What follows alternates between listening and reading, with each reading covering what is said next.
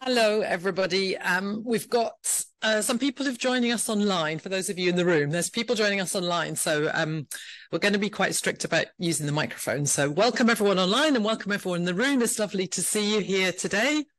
I'm Sarah Morton. I'm from a company that's based here in CodeBase called Matter of Focus. We help organizations, mainly in the public and third sector, track their impact through a mixture of tech and consultancy. And the reason we wanted to organize this event is we're a B Corporation, which means we're assessed to have a triple bottom line, which is people, planet, and profit.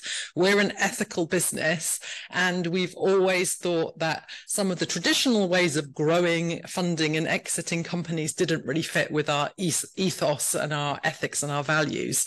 So we've become really interested in one alternative exit. There are other ones as well, which is to sell the company or set up an employee-owned company as a way of kind of changing the ownership of the company from the founders to another kind of setting.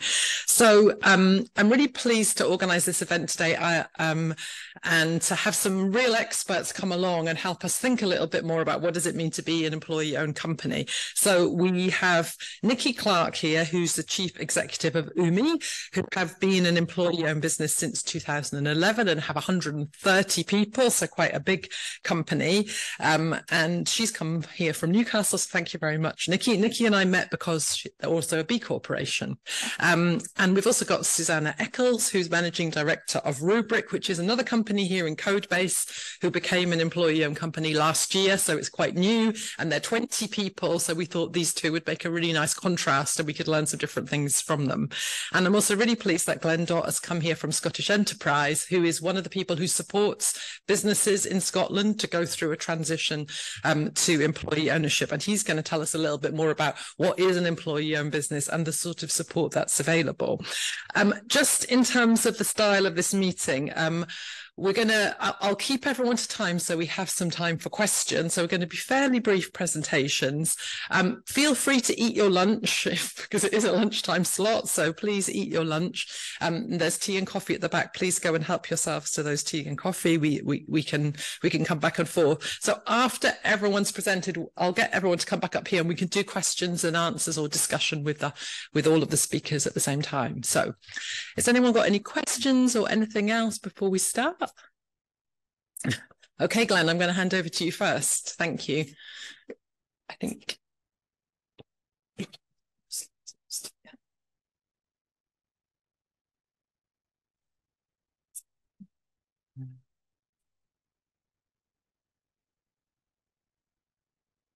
Yeah, presentation mode, I can't see. There's someone who's got Google skill. Slideshow at the top, oh, yeah. There we go. Thank you. Hi there. I'm Glenn Dott from Scottish Enterprise. In actual fact, the part of Scottish Enterprise that I'm from is called Cooperative Development Scotland. And as you might gather, it's our mission to support cooperatives. So we're a specialist unit within Scottish Enterprise.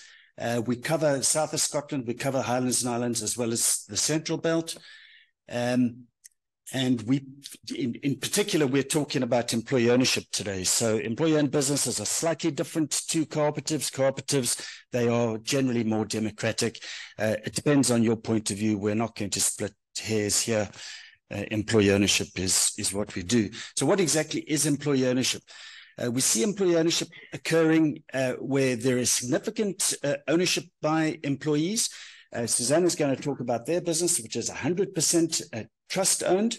So the employees own the business indirectly. I'm not sure about Nikki, she'll tell us as well.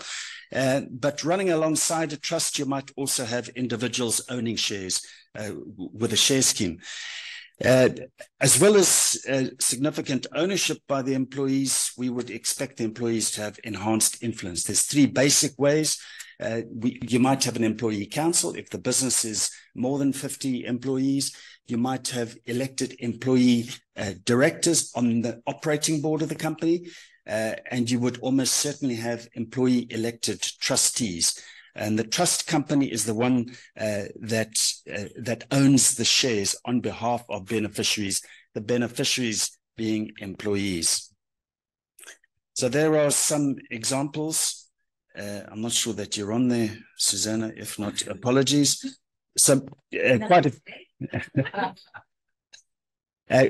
quite a few of these we have helped. These ones are actually also national. So just some idea about the scale of employee ownership in Scotland and the UK. In the UK, at last count, there's something like 1,400 employee-owned businesses, predominantly using an employee ownership trust. In 2022, 330 UK-wide, and there was a tenfold increase. So we're in the phase of growing exponentially UK-wise, and in Scotland, we are closing in on 250 employee-owned businesses. We have a very ambitious target of getting to 500 employee-owned businesses by 2030. That is going to be some stretch. The ones on the right there, those are definitely Scottish organizations. So the easiest way to change a company's ownership structure is when the owners are going to retire. So in Scotland, we see a very large number, 360,000 private sector enterprises.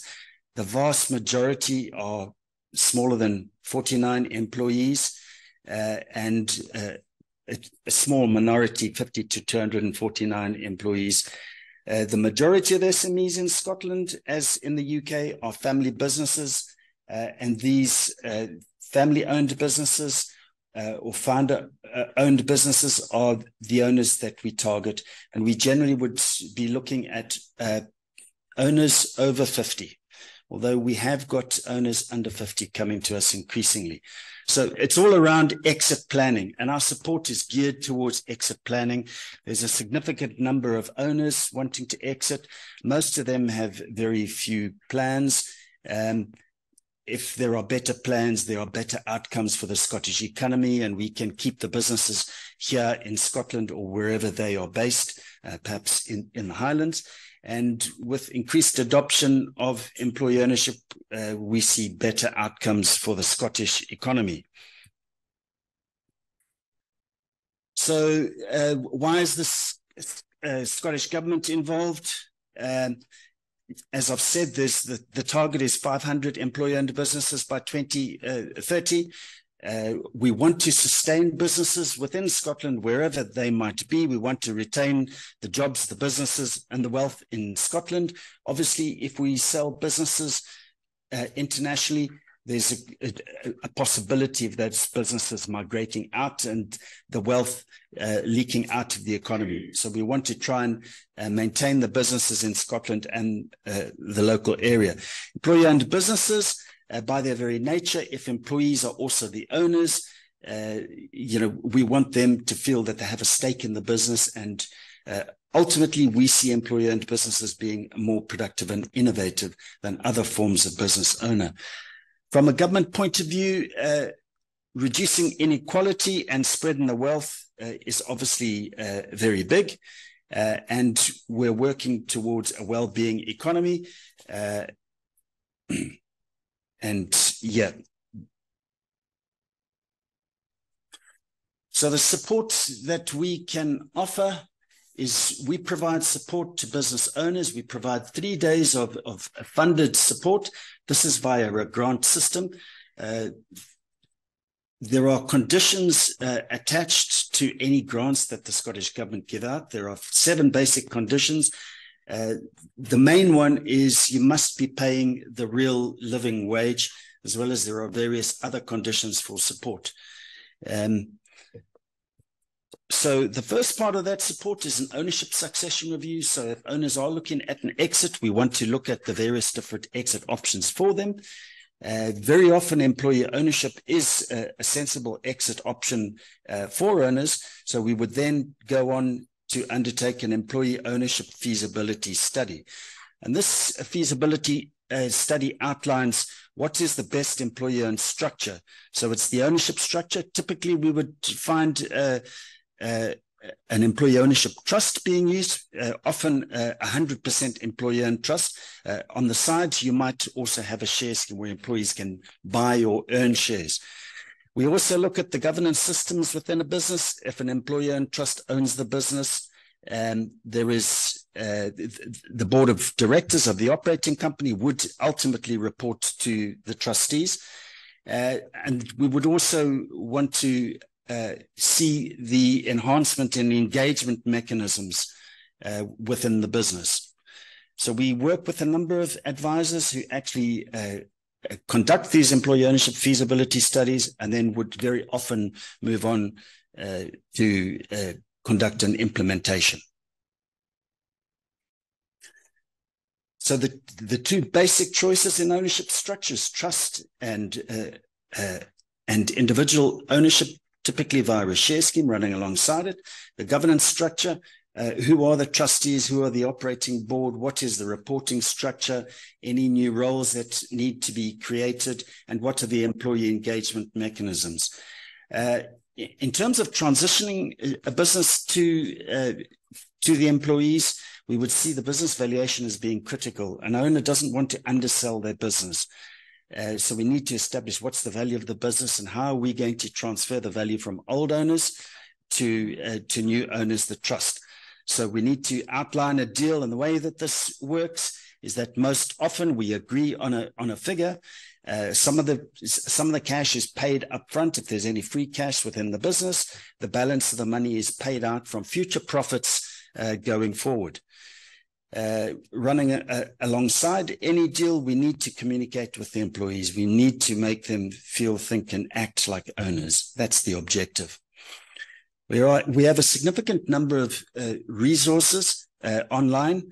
So there are links there, and as well as in these resources, there was a podcast series, and we will soon start recording more podcast series. There are video guides. There are case studies and all sorts of other materials.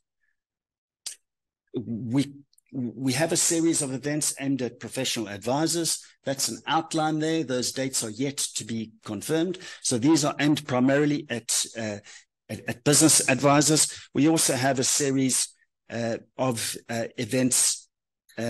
Sorry, that first one is, these are our events aimed at business owners. And we have two case studies as we have today, as well as an advisor presenting at them. And these are our future events for business advisors, lawyers, accountants, bankers, and the like. So we have a significant number of materials. And if you're wanting to know anything more, you can ask me or come and attend one of these events. That's me, folks. Thanks very much. We can answer questions later.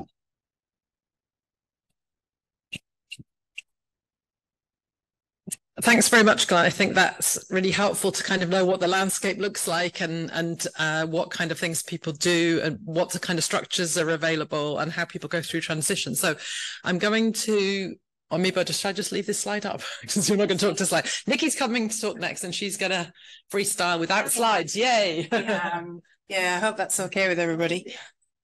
Right. Well, all I can say first of all is I wish I'd had a Glenn when we were doing it back in the day, because I think it would have been a good deal more straightforward.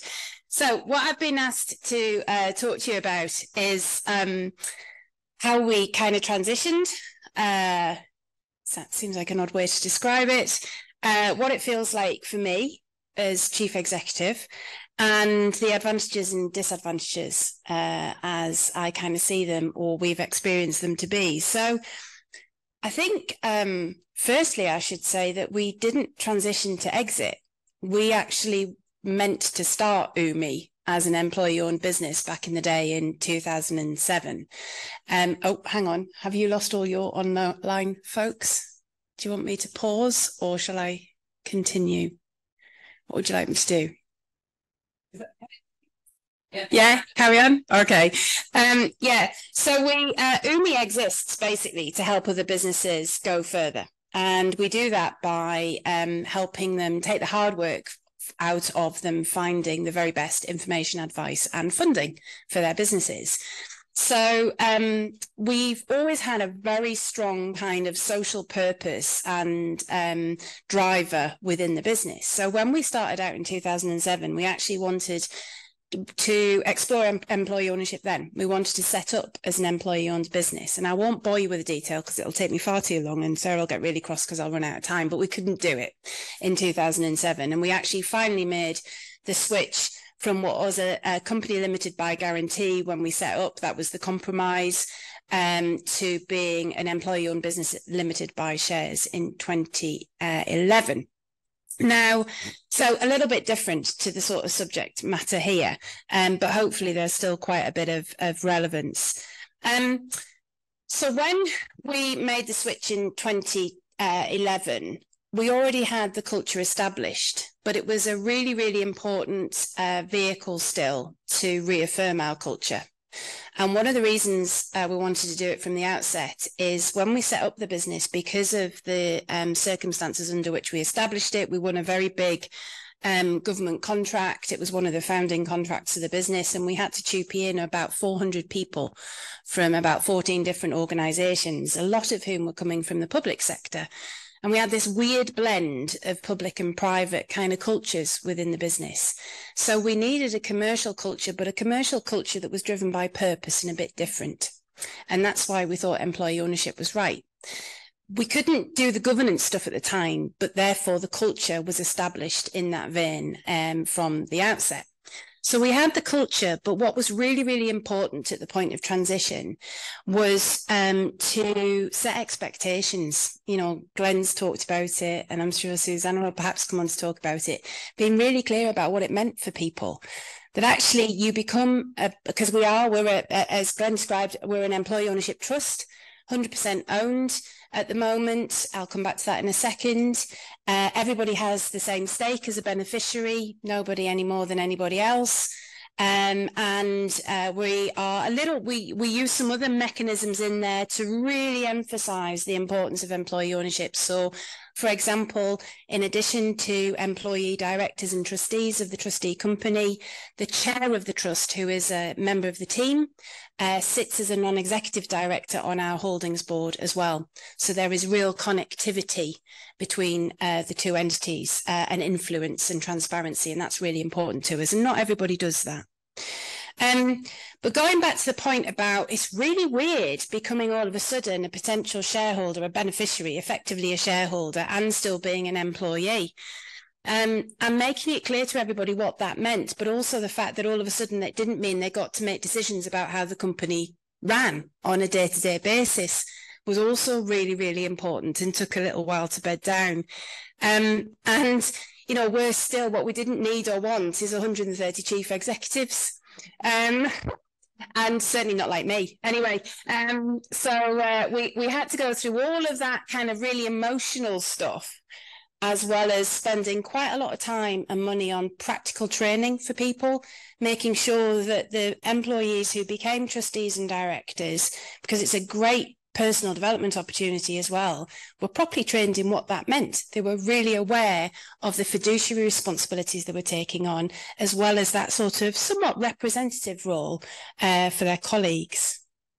So in terms of what it feels like for me, I still reflect on it. So I was one of the founders of UMI back in the day. And I still reflect on finally getting to be an employee-owned business in what was still, you know, quite an emerging marketplace at the time. One of my proudest moments, and I'm still immensely proud that we're an employee-owned business today. But it is really, really frustrating sometimes, and it is really, really hard sometimes. And I think actually sometimes harder than running a business where you have fewer shareholders. But we're a B Corp as well. So that kind of shareholder primacy debate and argument doesn't really sit comfortably with us. So I guess to give you a few practical examples of why sometimes it's frustrating or feels hard, as well as probably one of the proudest things we've ever achieved and I've ever been part of, is being in front of your shareholders every day. It's one thing as a leader of a business to be in front of your team and, you know, the whole you're always on parade, and if you're walking around with a miserable face or a worried face, everybody's going to pick up on it.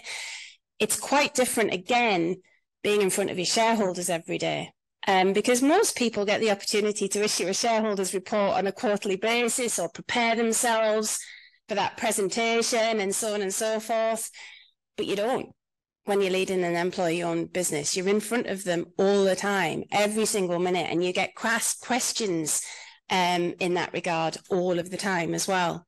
So that can be quite testing. It can be additionally testing and quite taxing as a leader of a business. It also, and this is a good thing, but it has been hard, it really influenced me as a leader and how I lead. So it really tested my ability to flex my leadership style from being probably pre-employee owned, being, how would I describe myself? You might be better off asking my colleagues, but probably quite direct, maybe a little too instructional or directive, to be much more of a facilitator, much more of a kind of collaborator of thought and idea and so on and so forth. So actually it changed me for the better. But it's been really hard. I can't say that it was, I thought about that in advance. It came as a bit of a shock and as a surprise, so therefore it did test me along the way. Some of the other frustrations really are, on our journey, I think we have at times lost our commerciality. It can make you a little soft and fluffy because, you know, it's the great thing about B Corp is it's all about balance. It's all about harmony, nothing having greater priority than anything else, whether that be people, planet or profit.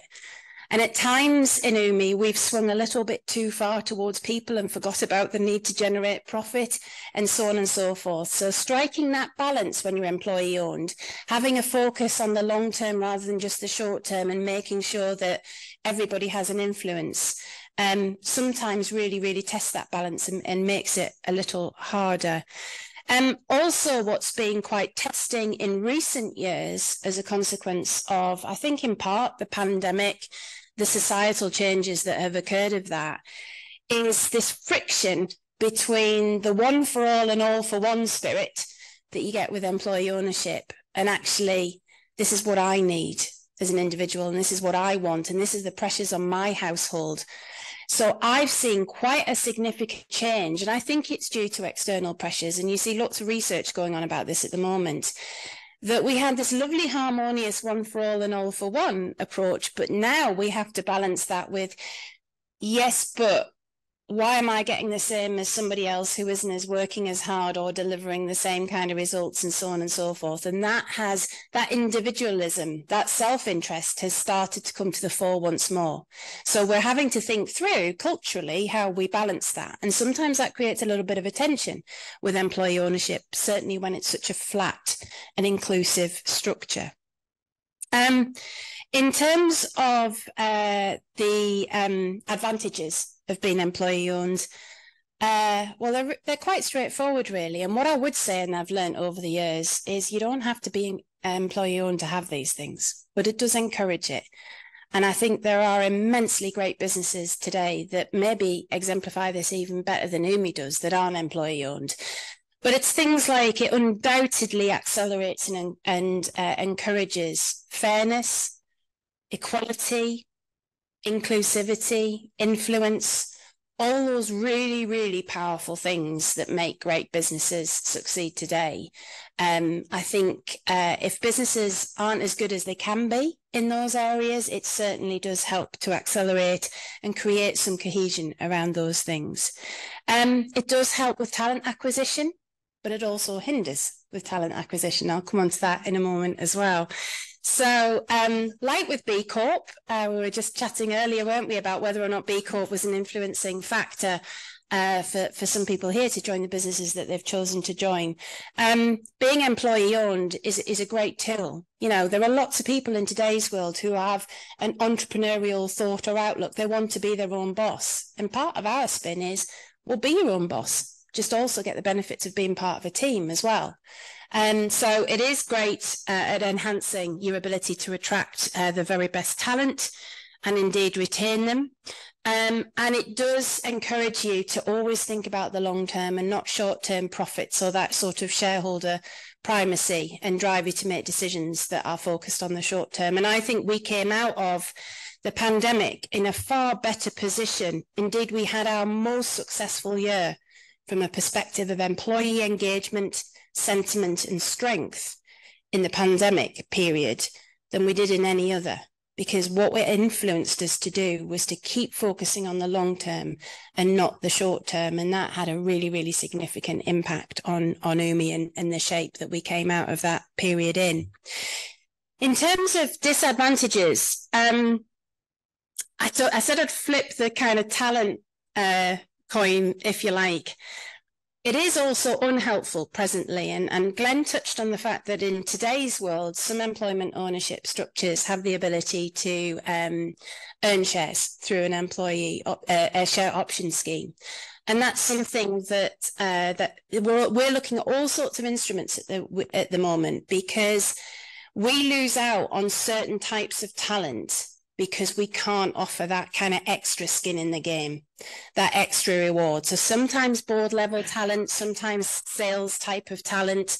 So when we set up the business, that wasn't kind of the done thing. When we transition to employee ownership, that wasn't the done thing. But this is where the world as ever moves on, things develop, there's creative thinking, there's people explore different models. So we're looking at how we make sure that we can attract talent that is motivated slightly differently whilst retaining our employee ownership as well, and that we don't miss out on those opportunities. The other thing as well is it has hindered at times forming joint ventures or partnerships, and the ability to easily create those structures, because it is a little more complicated.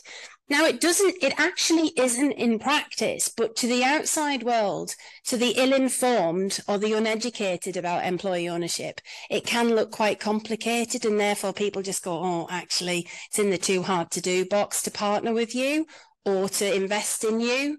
But I do think that world's changing, and I think it's in part because of the work that the likes of Glenn's organisation and Scottish Enterprise do, which is fantastic. And there is much more open-mindedness now in investors.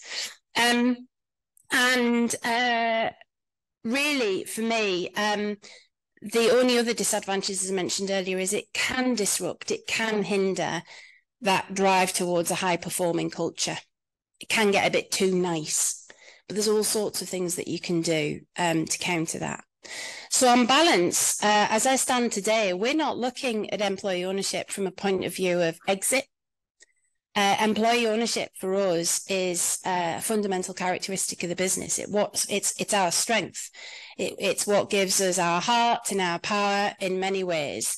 And we use it as a governance mechanism to help foster and retain that culture in what is quite a testing world today. But it doesn't mean that moving forward, we can't exit without retaining that employee ownership structure either. So little bit of a different perspective. You're probably going to hear a very different one again from Susanna in a minute, and I can take some questions or hang about at the end. Is that okay? Perfect. Thanks, Susanna. It was really great to hear some of the contradictions that you're kind of working with there. But I'm also really nice to hear that it's the proudest thing you've done. So good. Okay, Susanna, let's get you. Do we need help with slides, or are they here? Hopefully they're there. They should be here. Let's just get rid of this. Yeah. All right. Are you going to come and fiddle with it? Great. Well, thank you.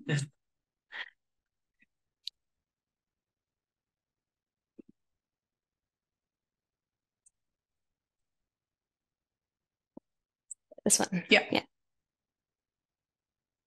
Perfect, thanks. Thank you. Hi, everybody. Oh, yeah, sorry. There we go. Hi, everybody. My name is Susanna Eccles. I'm the Managing Director at Rubrik. We're based here in CodeBase, and we're a language service provider, so we're not a B Corp, slightly different perspective, more tech-driven company. I'm the incoming Managing Director. I became Managing Director in May 2022, as our founders wanted to have a path to exit the company. So I think the perspective we have will be a little bit different than you've heard already. So our company was founded in 1994 by Françoise and Ian Henderson. It was 100% owned by them until they sold to the employee-owned trust last year. So now we're 100% employee-owned. We have no shares or anything like that.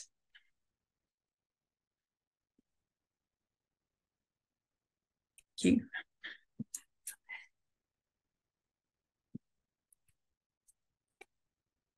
So as I mentioned, we're a language service provider. We provide translation services to clients largely based in the USA. Our point of difference as a company is really our close partnership with our clients. We have clients who are still clients who started with us 30 years ago when the company was founded. We're 22 employees, so we're quite small, but we work with over 100, 150 freelancers every month. Again, some of those have worked with the company since the company was founded. So we've got a lot of stakeholders who have a lot of skin in Rubrik beyond the founders. We've always been cash flow positive, which I'm mentioning because I think that's quite important in becoming employee owned.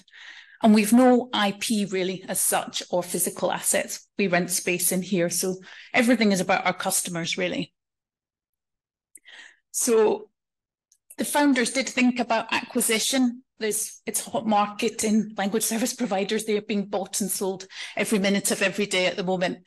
And it would have been an easy out for them. We've got a large client base of long-standing clients of large companies. And with their simple ownership structure of just them owning the company, it would have been an easy way out. But they thought that that was quite confrontational in relation to all of the very engaged stakeholders that we have in the company. You know, the clients who've worked with us all these years, our employees, some of us who've been there a very long time, and again, our suppliers who also have worked with us for a long time. Also seen that with other LSPs that have been bought out, they quickly get put out by clients that we also work with because they can't maintain the same service. And so they were really keen after 30 years of building their business to really keep that culture and keep it going. So they learned about employee ownership and they thought it'd be good for all the stakeholders, good for all the senior team. We were been running the business on a day-to-day basis for a good 10 years now. So they thought that would be easy for us to take on. They felt it was non-confrontational and it could be done in quite an orderly way. So they funded the sale. We're on a payback, monthly payback that we're doing. I think the negatives for them is it's a long exit for them. We've got a 10-year payback period. And I guess it requires a lot of trust on their part that we can run the company as they see it should be run over time. And there's not really been a large lump sum for them on exit. But I think they felt that it guaranteed more, that we kept the same company culture, that the business stayed in Scotland, and ultimately they probably got the payout that they would want from it, because I think that can sometimes be difficult with acquisitions. So the process, it was our accountants who first mentioned it to Rubrik, the idea of employee ownership. And then we spoke to Scottish Enterprise about it, went through some of the processes that Glenn's already described. And they actually advised myself and Dom, who's our director of IT. We were the management team at the time. They involved us really early on. They wanted to know that it was something we were on board with, that we wanted to do before they went too far in that process. We then got involved with the Employee Ownership Association. We attended their conference, learned a lot more about it, learned about employee voice, how you explain it all to everybody, that largely it's not going to make a big difference to most people's day-to-day jobs, that it's something that almost happens in the background. Then they engaged specialist advisors who helped us through the process. Part of that was having sessions with the various stakeholders to sort of train us on employee ownership, let us understand what that means, what it doesn't mean. As you said, not, everybody being in charge, that it's, really should make not that much difference, but maybe everyone being heard a little bit more. And so we went through that process. Everything was signed, and we let our clients, our suppliers know what was happening, and obviously the employees through the training that we had. And the big message we had was this should make no difference to anybody on a day-to-day basis. So where are we now?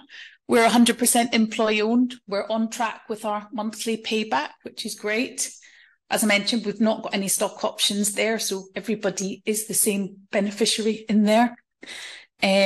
Just to kind of give an idea of the board, we have the trust board that oversees what Rubric does, and that has one founder on there. We have a director from our management team. It's not me, it's our sales director. We have Glenn, who's our independent director, and we have one member from the employee team who's an employee director. They were elected into that role, and they stay in the role for 3 years.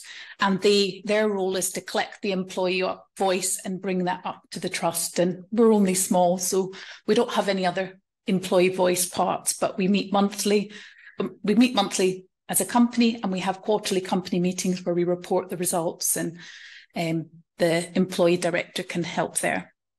And just on the Rubric board now, as it stands, we have our 2 founders, myself, and we have someone from each department. So we have one from sales, our IT director, and we have a program manager from production on our Rubric board. And in September of this year, our founders feel confident enough to step back to be non-exec directors, that were running the company as they want it to be run. So in terms of impact on everybody, I would just say it hasn't really had a huge impact. For our clients, there's no change. We've continued to add new clients and new divisions within our customers. In fact, I think we've seen the opposite effect from maybe you in terms of sales and marketing. It's been something we know. In order to meet the payback and be able to pay back every month, we have to have a certain amount of revenue. And so it's been a huge focus for myself and my colleague Rebecca to really get that sales and marketing piece working, because it wasn't that good for us before. And I think it's working better than it ever has. We've got very targeted approach, and we're getting new leads and more new clients this year than we've had for some time. So I think it's really galvanized that for us. And we're very focused on the numbers, because we know in terms of the founders having confidence in us that we're a successful management team and that the company is running properly. We know that we've got to do those sales or it's not going to work. For our suppliers, there's absolutely no change. And for our staff, I think they do feel more engaged. There's not really a change in their direct responsibilities other than the person who's now an employee trust member. But they do know that they have an employee voice, and that's always been there at Rubric. It's been a very flat company for a long time, but I think it's even more so. So I think this is just my assessment from my perspective of the things that have made it easy for us. One, it's been useful to have cash in the company. We're not having to worry about the books every month. It's all good. We can make all our payments, pay everybody, and that's always a nice place to be. We have good processes in place. What we did about 3 years ago was go through lots of ISO certifications, and that just made a lot of our processes quite transparent to everybody. It sounds weird, but just knowing things like where the company insurance is, when it needs to be reused, all these things as a management team we needed to know, which were previously done by the founders. Good governance. I think something, until I became managing director, I didn't really know or think about enough, was our financial governance and being really strong around that. And I think Francois and Ian have done a good job in setting us up for success there, because that's actually really important, not just for us, but in the future when other people are running the company. We've got a good strategy as a company and a strong sales pipeline. I mentioned that already. And I think that's key for their confidence in us and for the EOT's confidence in us. And the payback is manageable. So it's been set up in a way that's that is for success. So even if we have last year wasn't such a good year for us, we were still able to do the paybacks, and we were still able to share profits with the team as well. And I think the key one is there needs a lot of commitment from the incoming management team. There's not any immediate benefits or stock options for us. It's got to be because you really want to do it and you want to make it work. And I think that's an important one to keep in mind. And I think what we have done, which has been really beneficial, we've all really improved on our business awareness, all of us in the company. We are much more structured. We're using objectives and key results. So everything is measurable in our organisation, and we can report back to the trust on a quarterly basis, and it's all very factual, number-driven information to demonstrate where we are as a company. We have budgets for all the departments. Again, most companies maybe have that already, but it wasn't something that was that clear to us as, team members before. But we have sales targets, budgets, full financial transparency. And I think just for the wider team, and I think Irene, who's our employee trust members on the call, so sure she could talk about this better than me. I think they do feel very engaged. They feel that they're getting the information at these quarterly meetings we have. It's definitely a selling point for bringing new staff in. People like that we're employee owned, and so it's been helpful with recruitment. And as I mentioned before, we've been able to make 2 payments already to the team, so they've already seen a tangible direct benefit, which is nice for them, I think. And I think they're the main things that, from my side of things, I've thought about so far. I'm sure I'll say something different if I had to think about it again in a year.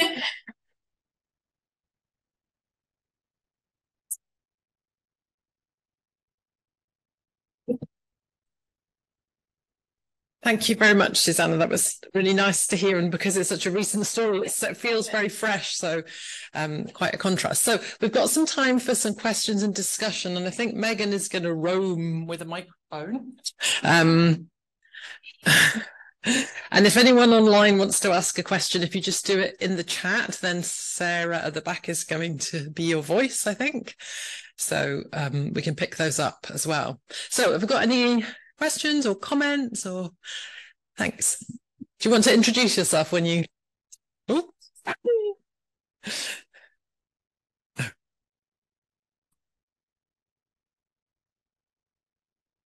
Hello, Natalie Agnew, Muckle Media.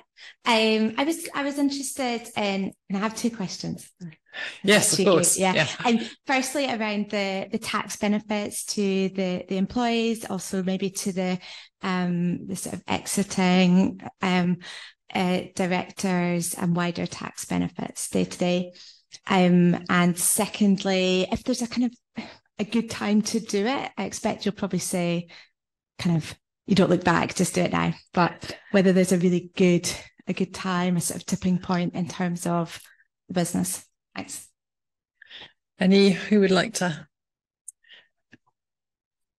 Okay.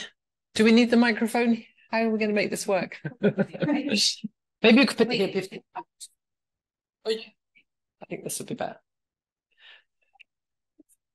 So the basic tax benefits, there's tax benefits for the exiting owners, if they are individuals who own the shares, and for the employees in an employee ownership trust. So the employee ownership trust came into being in 2014 as a result of the Nuttall review in 2012. So if an owner sells a majority stake to an employee ownership trust, the proceeds are tax-free. That would be 10%. If you were selling, you would be paying a 10% if you conducted a trade sale or any other trade sale. So that is one particular advantage for the employees of an EOT-owned business. So that's 50% plus 1 share, are eligible for a £3,600 bonus annually. Of course, that's inflation's eaten into that since the legislation was introduced. But of course, you must be making profit. And then the operating board must make a recommendation that that's distributed. The other parts probably, Nick, you'll... Well, so the 3,600 is tax-free. The individual has to pay an eye on it, but they don't pay PAYE. So it is a massive benefit. Just in terms of, this is just stuff that we've discovered on that front. We're not formally a tax trust. You can set up as a tax trust, can't you? But what we do is we manage to get HMRC approval that we operate in a tax trust manner because of the way we set our beneficiary structure up in terms of fixed and defined beneficiaries. So there are some nuances in all of the tax malarkey, but and hopefully in Scotland we've got these trained advisors who understand these nuances. It's so first in transitions. In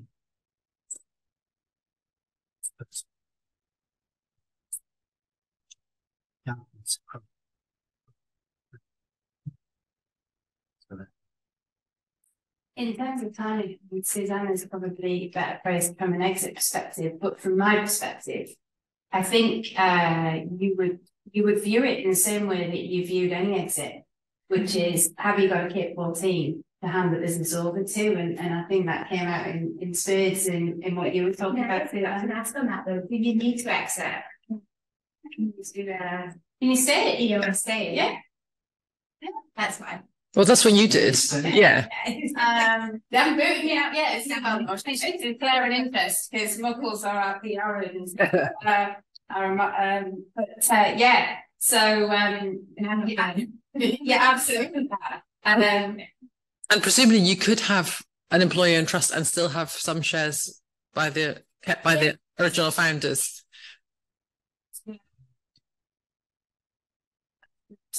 Structure. It wasn't back in the day when we did our research, and it's only really the likes of John Lewis, one of the early adopters as well. But now, I think because of some of the characteristics that perhaps I described, and the fact that investors sometimes need to see certain people with skin in the game in a different way. Salespeople are often motivated, differently and remunerated differently. There are structures that allow that. Yeah. Do you want to add anything, Susanna, to the timing question?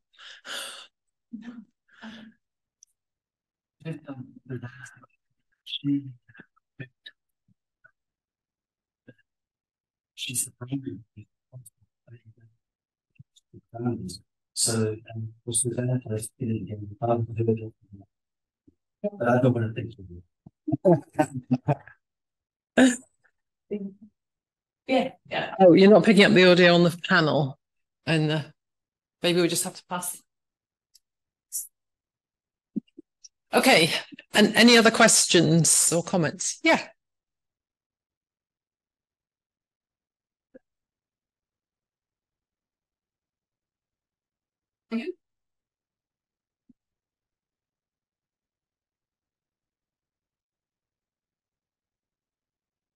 And I guess it's about booming, but it's all it's great in hindsight, isn't it?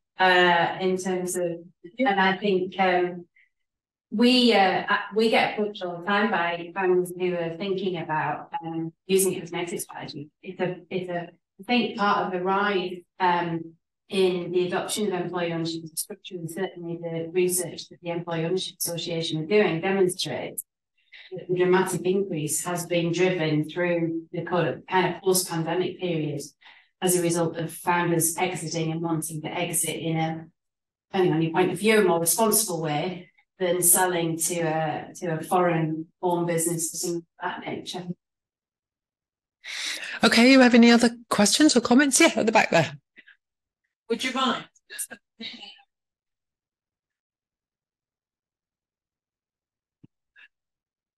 Hi, Nick Glade of BAI. So it's great hearing all of your knowledge and experience. Something slightly different but similar. I've had the privilege of spending some time with the directors at Hearts Football Club, and what they've done is operated a fan ownership model. So it's essentially the customers. Do you have any comments with regard to this, the differences, similarities, and potential in that?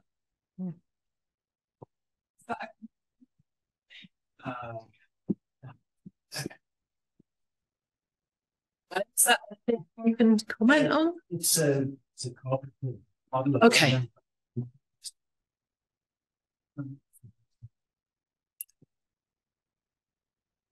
Other a great idea, but is every fan happy? How do you pay for very expensive football? It doesn't suggest that every fan wants the best players in the world and the cheapest guys. Yeah, same as the club. Yeah. But there are a number of football clubs. So I think it's a good idea. But the world that loves things is different. It was also I think the case that is referred to the most that influenced all of the changes around the tax treatment and stuff in employee ownership trust structures is due to some would say, abuse of the structure by football clubs. So the football clubs are used a lot as case studies and indeed case law around how the structure was originally used as a bit of a tax evasion scheme. I believe that's what I was advised on back in the day. I don't know, Glenn, whether you've got. So the employee ownership trust was to just for that reason. Yes. So the employee ownership trust was introduced in 2014, and the vast majority, 99.9%, transitions happen this way. It's indirect ownership model. Currently, there is actually a review of the employee ownership trust legislation going on, because there are still some ways that the legislation can be used. Offshore trust is one of the particular issues, and there was suggestion being put forward that the trustees must be UK resident, otherwise the tax treatment is different. But the employee ownership trust is quite distinct from the Rangers Trust and others, which has been used in the past.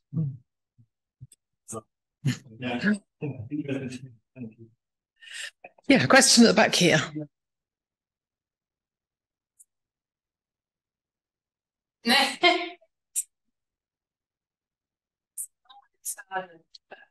Thank you. Hello. My name is Xavier. I'm a community coordinator in the Melting Pot here in Edinburgh. My question is about leadership. So you talk about that was transformative, isn't it? Like kind of a journey, I would say. Definitely a journey. So I would like to know more about how this impacted in your life, and also if this has like changed as well the way that you, for example, establish partnerships outside the enterprise. A little bit about this, please. Thank you.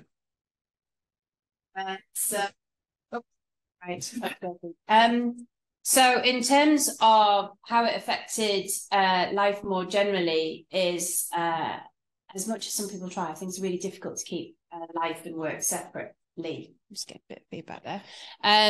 So it naturally influenced how I act and behaved on a day-to-day basis in all spheres of my life. So probably my listening skills, for example, I think have improved. My husband would laugh probably at that point. Maybe he would disagree, but yeah, it's just simple things like listening more, taking a step back rather than perhaps being the first to suggest an idea or volunteer, facilitating the thoughts of others a little more, and actually enjoying that rather than seeing it as something that is a bit of a task because you just want to get on and do the job and make a decision, which is probably more my, inner being, in a sense of I'm quite impatient. So I think, generally speaking, it's probably helped me be a slightly more patient person and aware of others. From a point of view of partnerships, therefore, it naturally has an impact on that. I think entering into discussions with partners where you are far more open-minded about the possibilities of how it might work. So I think that's probably a good word to use, actually. It creates a bit more open-mindedness about how something can be done, rather than you walking in there thinking you've got the answer and it's about influencing other people towards your answer. Perhaps that's the best way to describe it. Does anybody else want to reveal themselves in the same manner?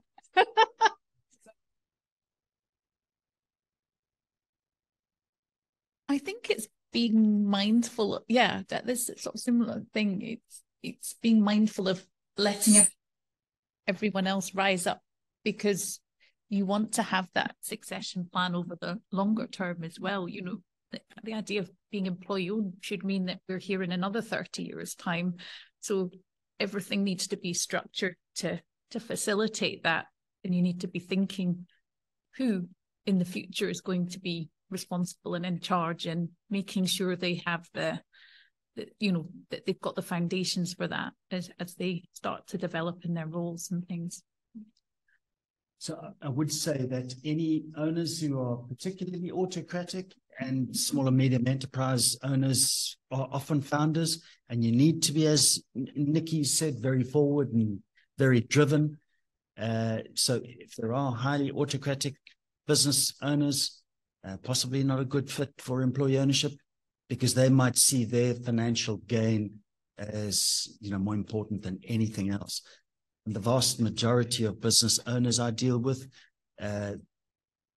understand that there's a bit of give and take, and are most often involved in transition well beyond the period that they actually needed.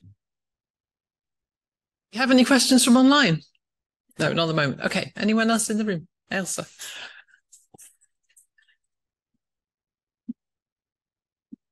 It was very inspiring to hear the success stories. I suppose my questions may be more for Glenn. As you've supported all these different companies over the years, what do you see go wrong?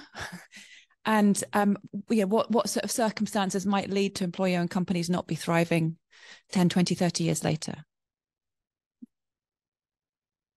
So Nikki pointed out a very good thing. Owners are often extremely driven without any other distractions, hobbies, and whatever. But that's also can be a disadvantage.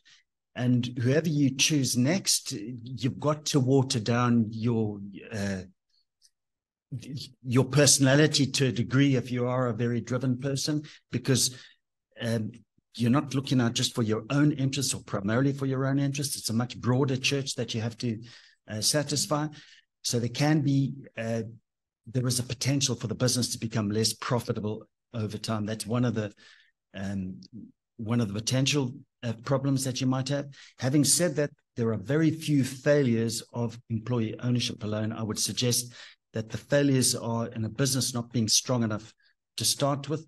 So Susanna pointed out, one of the things she pointed out was you need a good base to start from. So I have never successfully transitioned a basket case of a business. So, inevitably in a public agency, you get, some basket cases that come onto your desk, but, creating gold from manure. It's simply not possible. And the stronger the business and the more prepared an owner is to transition, that makes for a good recipe. The time is right. Yes. So increasingly people understand the difference between work-life balance, and maybe, Nikki, this is part of your reasoning. So the owners, I remember sitting in front of a guy who was 75 plus years of age. I have no idea whether he comprehended what I was saying to him.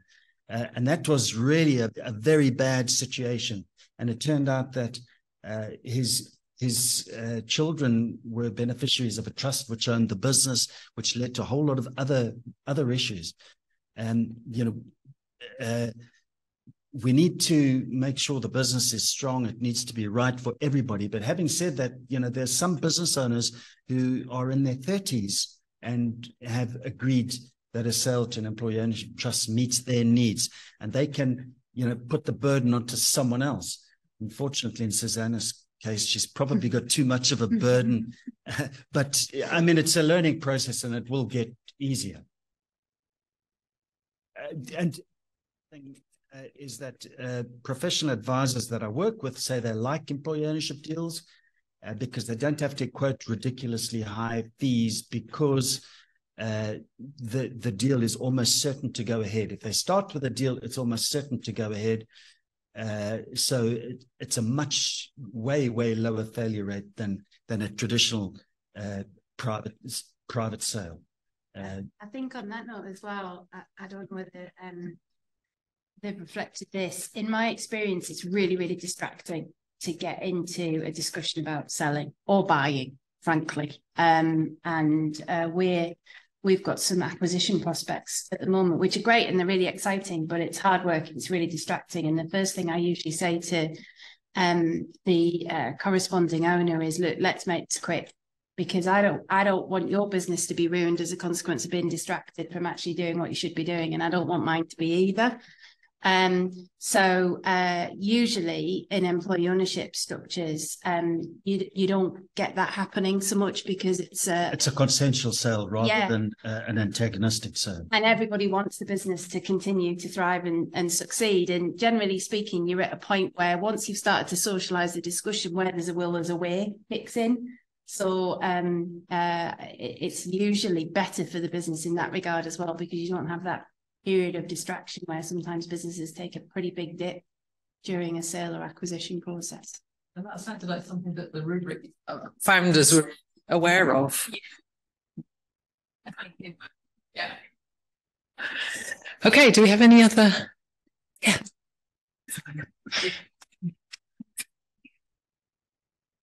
Thanks. Thank you all. My name is Barry from Happy Porch. I was interested in the point you made about the nice and fluffy risk, and wondering if there was anything in particular you did or are doing as a result to offset that. So I think Glenn mentioned it again. It's about that drive for it, because at the end of the day, if you're not making profits as a business, if you're not selling stuff, you're not going to survive. And inherently in founders, they have that drive. They've took that leap to set something up, and they've just inherently therefore got that drive. When you get a group of people together who, as Glenn was saying, have a life. They don't necessarily have that 100%, I'm going to work 70, 80 hours a week because I'm building this thing and then ultimately I'm going to benefit from it, and so on and so forth. And they've got hobbies and so on and what have you. That collective drive sometimes isn't as powerful as what an original founder or owner would have. So that's what I mean about becoming a bit fluffy and perhaps a little distracted, therefore, from the nuts and bolts of, something that you have to have, the lifeblood of a business. It's a constant thing to address. It's not, there's no whizzy solution, no wand waving occurs. It's through things like constantly talking to the team about business, making sure that's entirely transparent. Striking, you have to be really careful, don't you, as leaders of the business? You don't want to worry people, because then you're going to have folks leaving because they're going to start to worry about the strength of the business. But you need to make them aware if you're feeling a little bit of pain in terms of the pipeline of sales perhaps isn't quite as good. So it's a constant juggle about what's right to do and wrong to do, or what would worry and what would inspire.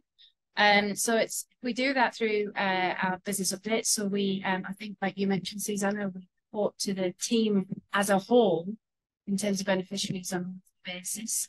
And then we have our employee ownership trust board meetings on top of that, which are somewhat more strategic.